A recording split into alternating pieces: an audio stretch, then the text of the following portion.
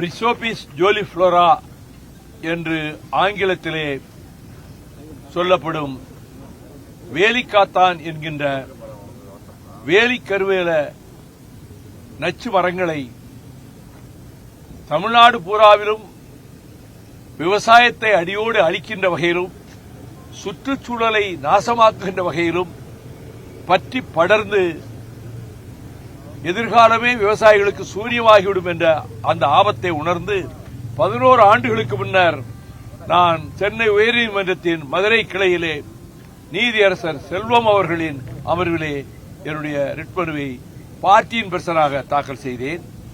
Justice செல்வம் அவர்கள் மிகுந்த அக்கறை எடுத்து இது தமிழ்நாட்டிலிருந்து முற்றிலுமாக அகற்றப்பட வேண்டியது என்று அவர் ஆணை பிறப்பிக்கிற போதே தமிழ்நாட்டில் உள்ள எல்லா மாவட்ட ஆட்சித்தலைவர்களும் நேரடியாக இதிலே ஈடுபட வேண்டும், வருவாய்த்துறை அதிகாரிகளை ஈடுபடுத்தி அதேபோல எல்லா ஜுடிஷியல் ஆபீசர்ஸ் நீதியரசர்கள் நீதித்துறையில் உள்ளவர்கள் போய் மேற்பார்வை செய்ய வேண்டும், கண்காணிக்க வேண்டும் என்று சொன்னதோடு நீங்களே நேரடியாக உங்கள் கட்சியினுடைய தோழர்களை அழைத்துக் கொண்டு பொதுமக்களை அழைத்துக் கொண்டு இதில் நேரடியாக நீங்கள் ஈடுபட்டால் மற்றவர்களுக்கு அது ஊக்கமளிக்கும் என்றார்.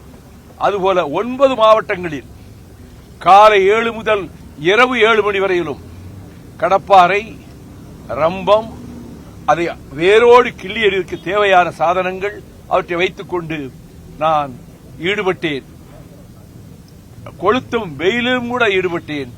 மிகவும் அதை வரவேற்றார். திரும்ப நான் நீதிமன்றத்துக்கு வந்தபோது பிறகு ஐடிஐ எங்க கவர்னர் மாளிகை சுத்தி இருக்க இடத்துல இருக்க மான்கள்லாம் இது வேறு சீமக்கர்களை அகற்றிட்டா மான்கள்லாம் உயிரோடு இருக்க முடியாது என்று அறிவுக்கு பொருத்தமில்லாத வாதத்தை வைத்து ஒரு ஸ்டே வாங்கினாங்க. பிறகு ஸ்டே உடைச்சிட்டோம். சீஃப் ஜஸ்டிஸ் பெஞ்சுக்கே வந்துச்சு. நான் தொடர்ந்து எல்லா அமர்வுகளையும் கலந்துகிட்டேன். இப்ப கடைசியாக நீதியரசர் சதீஷ்குமார், நீதியரசர் பரத சக்கரவர்த்தி அவர்கள் அமர்வில் வந்தது. கடந்த முறை ஏற்கனவே போடப்பட உத்தேசித்துள்ள ஆணைகளோடு இன்னென்ன திட்டங்களை எல்லாம் அதை செயல்படுத்த வேண்டும் என்று சஜஷன்ஸ் என்னுடைய ஆலோசனைகளை கொடுத்தேன். இன்றைக்கு நீதியரசர்கள் உங்கள் ஆலோசனைகள் அனைத்தும் ஏற்றுக்கொள்ளப்பட்டு இன்கார்பரேட் செய்யப்பட்டு விட்டது இருக்கிறார்கள். I myself will involve in this என்றவர் என்னால் முடிந்த அளவுக்கு என்னோடு பலரையும் திரட்டிக் கொண்டு கிராமங்களுக்கு போய் இதை அகற்ற வேண்டும், அதில் ஈடுபடுவேன் என்று சொல்லியிருக்கிறேன். கேரளாவை நம்ம ஒரு எக்ஸாம்பிளா பின்பற்றலாம். அங்க சீமக்கருவை எங்கேயும் பார்க்க முடியாது. முளைக்கும் போதே தூர்ல இருந்து வேர்ல இருந்து எடுத்து பிடிங்கி போட்டுருவாங்க அந்த ஸ்டேட்ல. அதனால ஆறுகள், நதிகள், தண்ணீர் வெள்ளமா ஓடுறது மட்டுமில்ல, இத உள்ளே அவங்க பிரவேசிக்க விடல. ஆனால் இங்க 60ல கொண்டு வந்து இது விறகுக்கு பயன்படும் விதைச்சு, இப்ப யாரு விறகுக்கு பயன்படுத்த கிடையாது எந்த வீட்லயும். ஆனா ஆடு மாடுகள் அங்க போய் நிக்காது, சிறபிடிக்காது, பறவைகள் அதுல கூடு கட்டாது, முட்டையிடாது. இருக்கிற பிராணவாயெல்லாம் உறிஞ்சிட்டு கார்பன் டை ஆக்சைடு தான் அது வெளியிடும். 50 அடி 100 அடி ஆழத்துக்கு வேர்விடும். வேரோடு பிடுங்கி எரிந்தால் உடைய மேல்மட்டத்திலே வெட்டி போட்டால் ஒரு 20 நாளைக்குள்ள பழவெடி தலைச்சிரும். ஆகவே இதை முழுமையாக அனைவரும் ஈடுபட வேண்டும். இதிலே கட்சி எல்லாம் ஒன்றும் கிடையாது. தமிழ்நாட்டு சுற்றுச்சூழலையும் விவசாயத்தையும் காப்பாற்றுவதற்கு அனைவரும் எல்லா துறைகளில் இருப்பவர்களும் ஜுடிஷியல் ஆபீசர் சொல்லி நூற்றுக்கணக்கான வழக்கறிஞர்கள் இதிலே ஈடுபட்டார்கள்.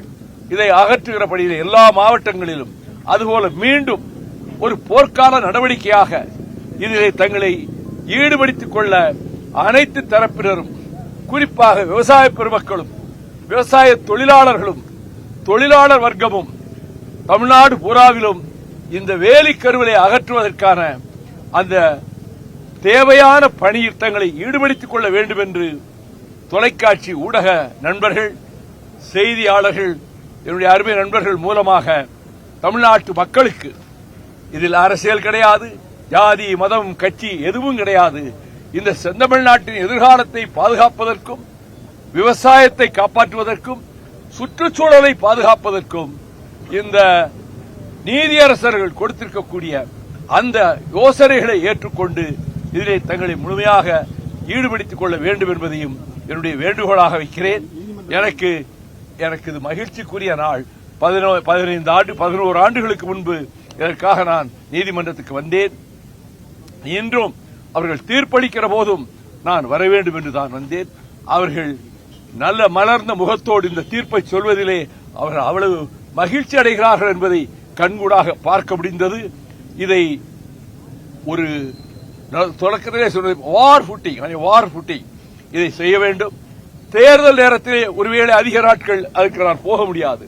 ஆனால் தேர்தல் முடிந்த பின்னரும் நான் என்னை பொறுத்தமட்டில் என் தோழர்கள் ஆங்காங்கு இதில் ஈடுபட செய்துவிட்டு நானே நேரடியாக களத்தில் இறங்கி இந்த பணியில் ஈடுபடுவேன் என்பதையும் நான் தெரிவித்துக் கொள்கிறேன்.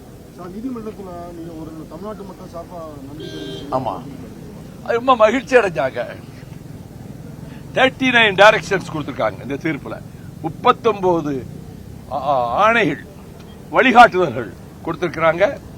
அதுக்கு கமிட்டி போட்டிருக்காங்க. அதாவது பியூட்டி. கமிட்டியில யாருக்கா?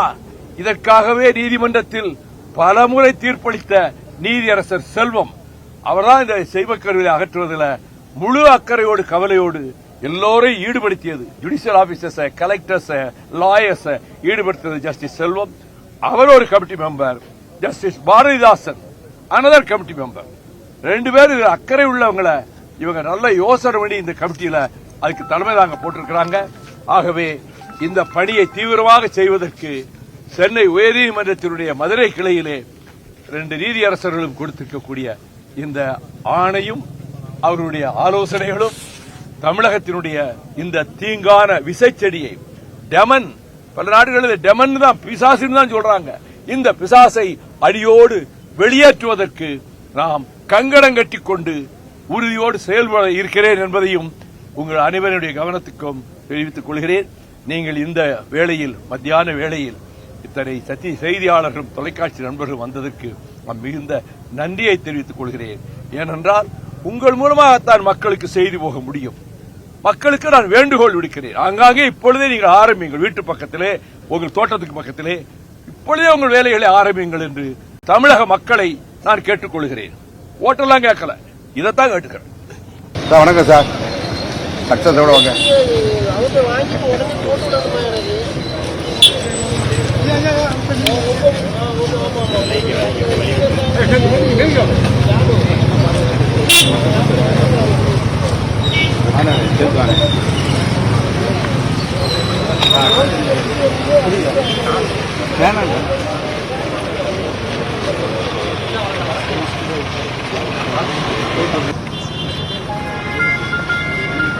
திரும்பினார்னா படம் வணக்கம் சார்.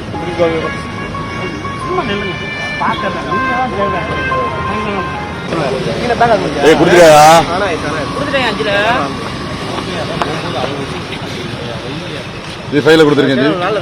எம்டி ஹைகோர்ட் வைகோ போயிட்டு ஓகே.